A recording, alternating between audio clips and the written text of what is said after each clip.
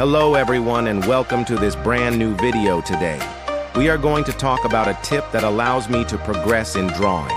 Here, we are going to talk about basic shapes. The majority of certain artists who have natural talent do not necessarily need to use this technique to be able to create truly badass drawings. Learning how to draw the basic forms is probably the most important and challenging part of learning how to draw.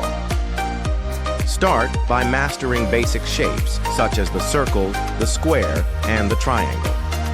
These simple elements are the building blocks of any drawing. By breaking an object or character down into these shapes, you'll be able to better understand its structure and proportions. Then, try combining and transforming these shapes to bring more complex drawings to life. Regular practice of this method will help you gain precision and confidence while unleashing your creativity.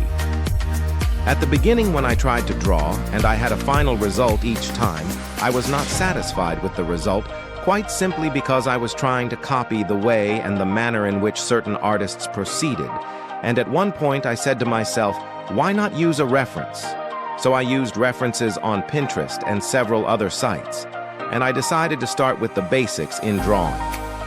When I talk about the basics, I am referring to the basic shapes. And at that moment, making dynamic and perspective drawings was not an option, more genius. When you already manage to build the human body with cubes, spheres, and cylinders, you will be able to build an anatomy on top of all these elements, a tip that we will surely see in the next video. Don't hesitate to subscribe. As you can see in the video, I draw cubes of spheres that I superimpose to be able to give a human shape. I first draw a cube which will allow me to bring out the head.